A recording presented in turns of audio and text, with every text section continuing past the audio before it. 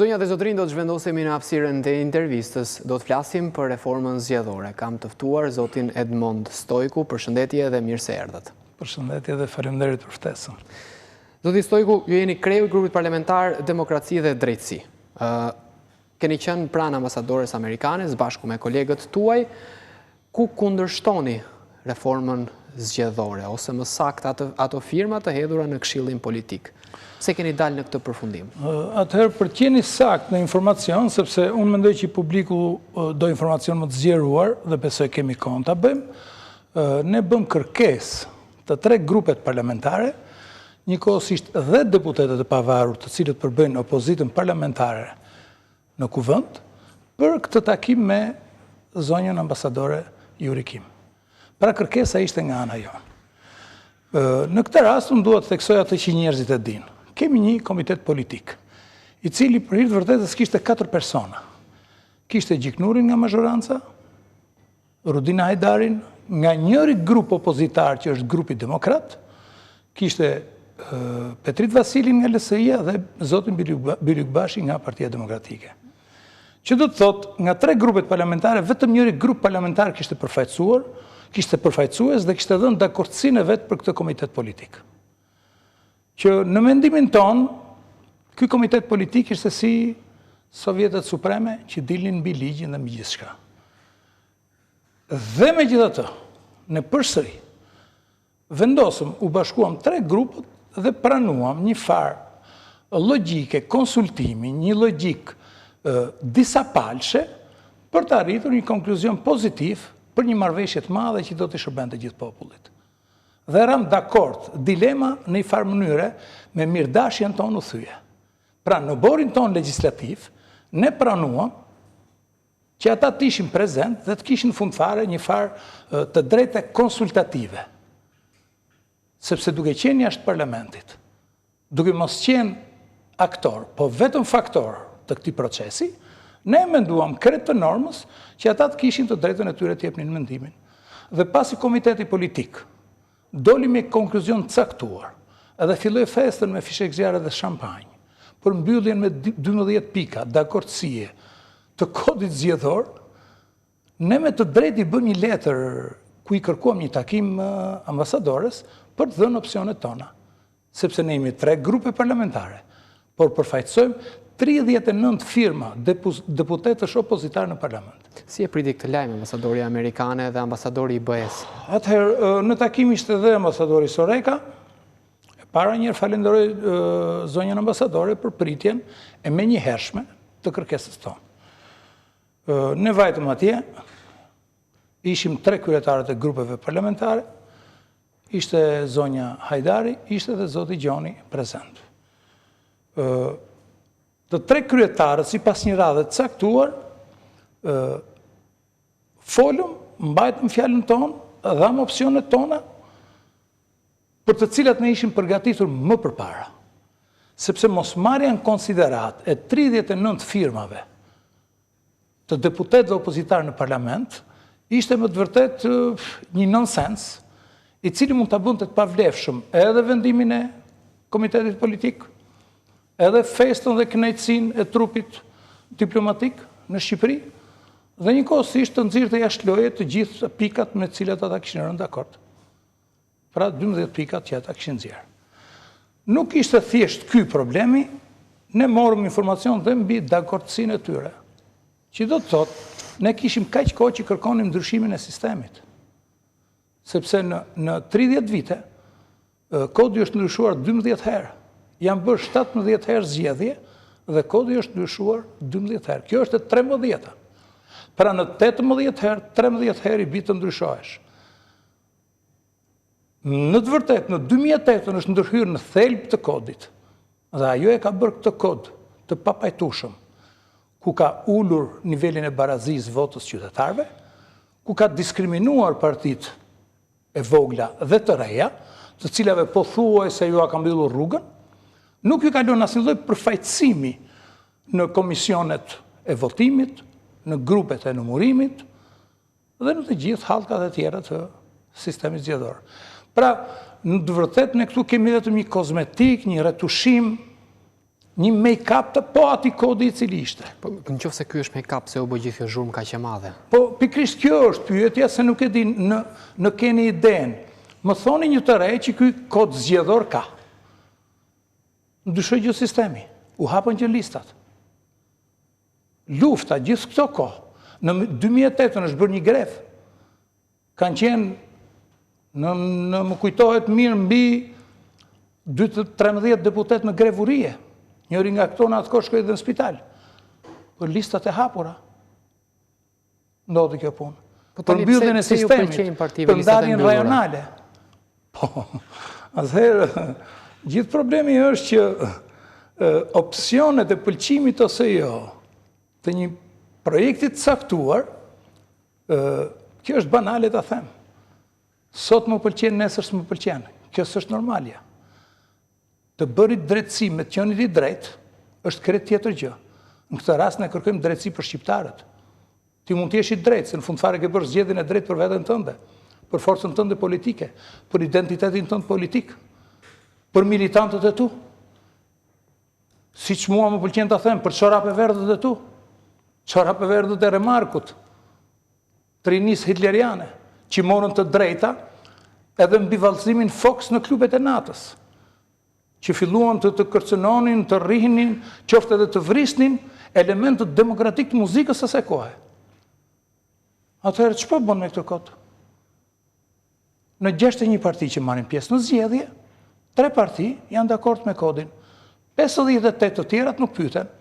39 deputetët që kanë firmosur për listat hapura në parlament nuk pyeten. Dhe 3 grupet opozitare, I pavaruri, grupi demokrat dhe grupi demokraci dhe drejtësi, as merren fare në konsiderat. Kryeministrit I duhen disa vota për ta kaluar kodin. Kodi kalohet, mos gabohem, me 2/3 mbi 84. Kjo është themra Akilit. Duhet ta kuptosh se që është shumë interesante kjo pyetje. Kjo pyetje do të diskreditoj në mënyrë të përhershme, të përjetshme mazhorancën, nëse e bën. Mazhoranca ka vetëm 77 vota. Pra I duhen plus 7 vota për të vajtur 84. Pikërisht. Nëse ky trafik ndodh në parlamentin shqiptar, me dhunë apo pa dhunë, me rishfet apo jo, me kërcënim apo jo, ky parlament përfundimisht do të jetë I legjitim. Dhe ky parlament nuk mund të pranoj asnjë kod, asnjë reformë të re zgjedhore. Ky parlament që trafikon votat brenda parlamentit, si mund të ketë besim publiku në të? Zoti Stojku, jeni unison si 39 deputet të opozitës parlamentare, ose më saktë, grupi juar. Jeni unison për të mos e votuar, mos i votuar të ndryshime? Atëherë, këtu duhet të them një të vërtet madhe. Është një dokument I firmosur nga 39 deputet që përpara një viti. Po ky dokument është rifirmosur para një jave. Asnjëri s'ka detyruar askënd. S'kemi asnjëri arsye ta bëjmë këtë. Brenda deputetëve të pavarur njëkohësisht dhe të grupeve parlamentare që kemi në kuvend opozitare, kemi parti të tjera politike, të cilët janë shumë të interesuar se ne, që nuk kemi një përfaqësi politike aty. Dhe ti je I sigurt që ata janë më të interesuar se ne që ky kod të ndryshojë, që ata të kenë një përfaqësim. Mirë votat e 3 partive, mi zgjodhe, kushti numëroj, kushti votoj, kushti kontrolloj. Po 58 partitë e tjera, ku e gjenë të drejtën? Pse një komisioner publik, që në ka sot I rrezikshëm, nëse është mësues, infermier, jurist, doktor apo inxhinier, që humbet të drejtën e profesionit nëse kapet në faj, që mund të dënohet në një penalitet, po them 3 deri në 10 vjet burg, kush do të ishte ai çmendur që punon në administratën publike, që do pranonte të bënte këtë gjë. Prandaj unë kam arritur I konkluzion që e them gjithandej në fakt, dhe e them me të drejtë të Zotit, kanë bërë hesapet pa hanxhin, kanë festuar para kohe. Po këtë akuzën që ju ka bler kryeministri Edi Rama, zoti Stojku, si e cilësoni? Artikulohet shpesh. Të them të drejtën, ka konspiracione për shumë fenomene në botë, nga më të çuditshmet, edhe për koronavirusin, edhe për Donald Trumpin. Absolutisht do ketë dhe për parlamentin shqiptar. Parlamenti shqiptar është ai që është. Dhe nëse ne e vëmë në diskutim, do të gabojmë. Sepse Parlamenti shqiptar ka qenë ai që ka qenë. Dhe ne prapë e dim si ka qenë. Parlamenti shqiptar nuk ka ardhur duke rregulluar as CV-n e vet, as normalitetin e sjelljes, as inteligjencën, as arsimimin, as aspektin e përfaqësisë sociale. Parlamenti shqiptar ka pasur një grafik negativ në këto 30 vite. Le t'i kujtojmë parlamentin më përpara. Pra s'kem se merremi me këtë parlament. U morëm me parlamentin e mëparshëm. Jemi vetëm i vend në botë që kemi bërë ligj për dekriminalizimin e politikës, ku kemi përfshirë parlamentin. Dhe ligji i dekriminalizimit ka nxjerrë nga jeta politike disa duzina politikanësh, deputetësh, kryetarësh bashkish. Atëherë ç'është e veçanta në këtë parlament që i bën kaq përshtypje? Pse duhet ta diskutojmë? Pse s'kthehemi në kopë 4 vite përpara? Ç'ndodhi? Është më e tmerrshme ajo apo kjo? Me qartë. Një pikë tjetër të rëndësishme të doja të riktheheshim sërish reformës zgjedhore, pra pikërisht tek fakti që reforma nuk kalon pa votat tuaja. Edhe një herë, në diskutimet me kolegët tuaj, jeni në unison se 39 vota janë kundër?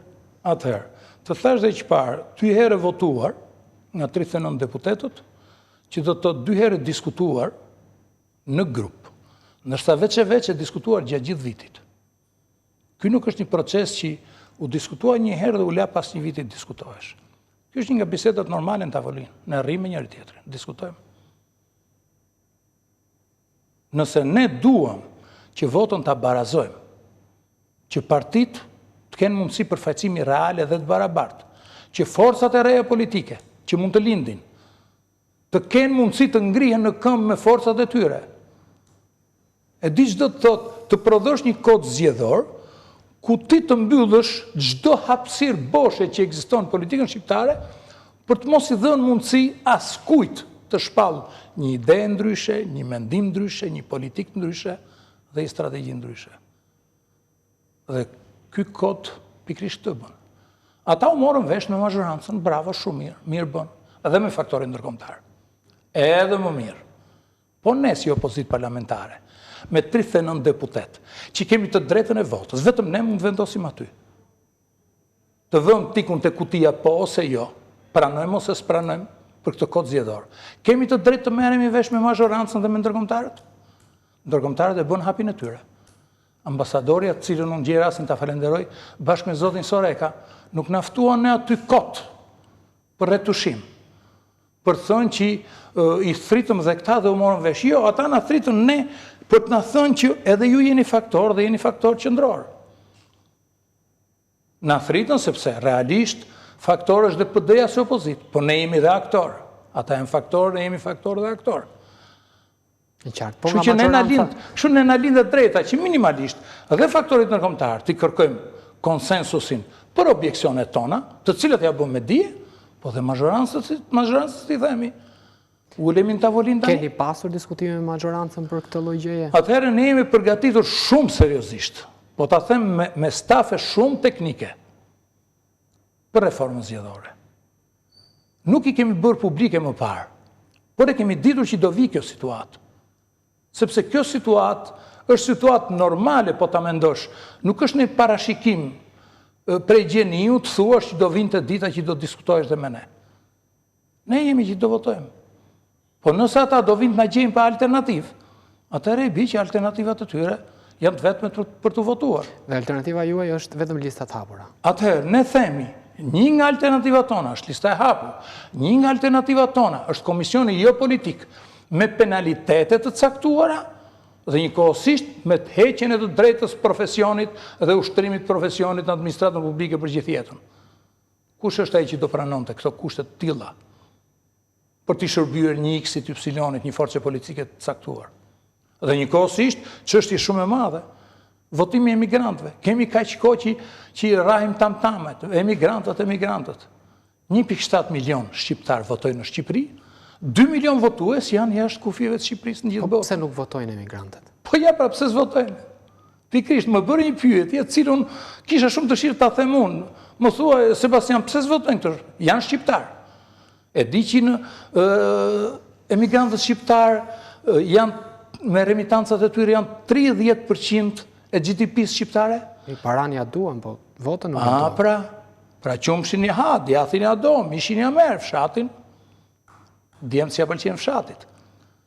Atëherë si do të zgjidhim këtë punë, duke raur tam-tame 30 vjetë rjeshtë të votojnë emigrantët, të bëjnë emigrantët, të kthejnë emigrantët, dhe në fund fare emigrantët një pakic shumë e vogël, të hypin të marrin makinat, avionët, për idenë e tyre që i kanë, se jetojnë në vëndet më demokratike të botës emigrantët tonë.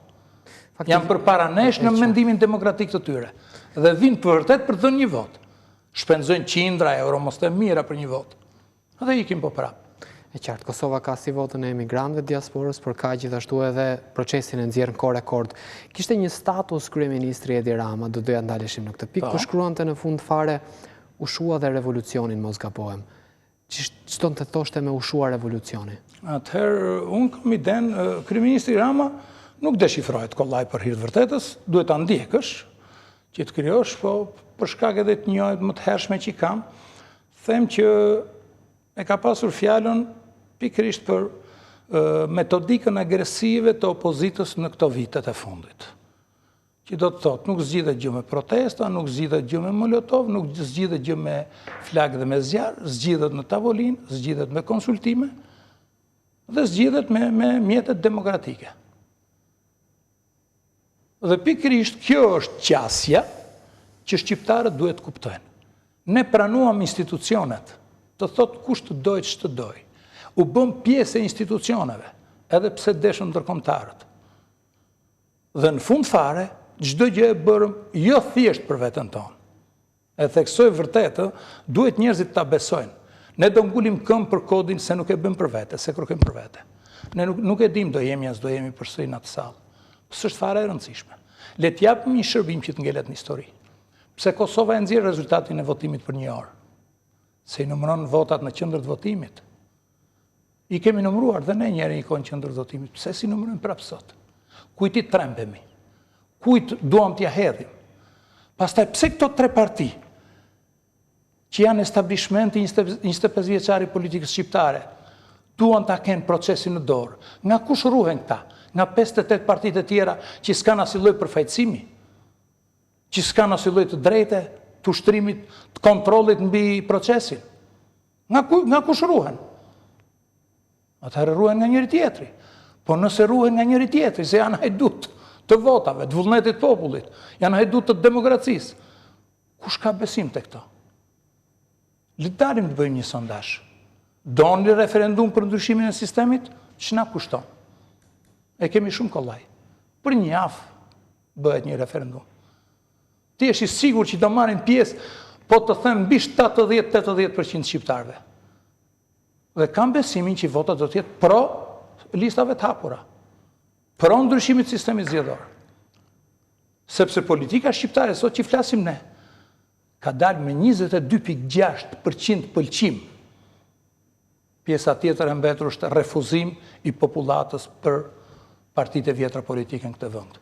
Atëherë jepja një shansin popullit. Në Zvicër bëhet një referendum çdo javë. Në Shqipëri kultura referendare nuk ekziston. Cila është arsyeja? Pse ky vend nuk duhet të ketë një rrezë drejtësie, një rrezë demokracie? Nuk kemi këto 30 vjet, as drejtësi dhe as demokraci. Është fatkeqësi e madhe. Po rrishim dhe po edukojmë një brez që janë fëmijët tanë. Nuk kemi asnjë lloj arsye të mësojmë ata me mënyrat e padrejta të jetesës, me shembuj tipik në shoqërinë shqiptare, që pa punuar mund të jesh i pasur, mund të jesh i fortë, mund të kesh makina të mira, mund të bredhësh nëpër Tiranë, xhirosh dhe goma dhe s'kapet edhe polici. Gjithçka, nga ekonomia deri tek këto të voglat, të dukshmet, nis nga ky kod zgjedhor, nis nga këto listat hapura. Se këto listat hapura prodhojnë individ me identitet, me profil të caktuar, që popullata e njeh me emër dhe mbi emër.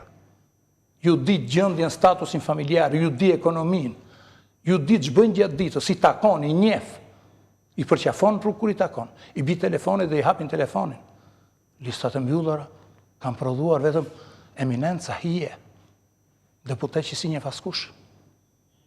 Qartë. Si e keni përcjell debatin opozit parlamentare, opozit jashtë parlamentare? Ka qenë gjithmonë ngelet ky lloj debati, opozit e re, opozit e vjetër?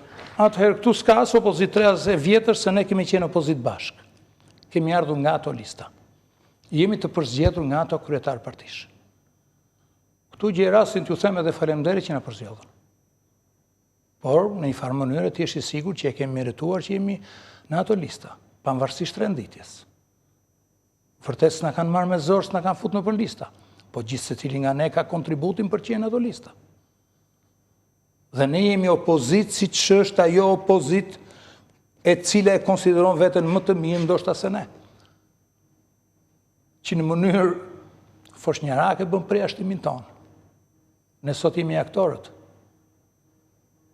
Si s'pranon të flasësh me aktorët cilët kanë dorë të votojnë atë që ti mendon. Si s'na merr në konsiderat, ku e merr guximin, ku e gjen forcën, ne na thrasin dy ambasadorët. Na thoni dhe ju mendimet e juaja. Dhe ne ju a themi në fund fare. Cilat mund të jenë, po them, në të shumtën e rasteve dhe dakordsi me ta. Ama te sistemi dhe te listat nuk kemi asnjë lloj arsye. I bën ftesë ambasadorëve, dhe i bën ftesë mazhorancës. S'pranon mazhoranca të komunikoj, ose pranon. Në të dyja rastet, e takojmë apo jo, bëjmë apo s'bëjmë konsultime, do t'i bëjmë ftesë dhe opozitës. Ndaç të pranojnë, ndaç mos. Nëse ata mendojnë se janë më kapacitiv se ne, më të zotë se ne, më intelektual se ne, më të ditur se ne, le të na përjashtojnë përsëri. Ata janë në drejtën e tyre, ne jemi në drejtën tonë. Ne do të bëjmë çdo gjë që është e mundur për popullin shqiptar. E them këtë për herë të parë, se në përgjithësi unë them gjithmonë qytetarët dhe publiku, ashtu më pëlqen. Jo, sinqerisht e them për popullin shqiptar, sepse janë 5 milion votues shqiptar. Le të votojnë njërë 5 milion votues. Mos ndoshta e ndryshojnë komplet të realitet dhe shojmë një realitet të ri. Që gjeti Greqinë që ndryshoj realitetet politike? Po thuaj se në gjithë botën kanë ndodhur revolucionet të tilla. Që gjeti Francën? Që gjeti Amerikën, që as mendohesh që do fitonte Trumpi? Pse duhet i trembemi ndryshimit? Ku qëndron frika? Do doja ta mbyllnim me këto pyetje tuaja të këtë hapësirë informative. Ju falenderoj që ishin në studion e Ora Newsit. Faleminderit shumë.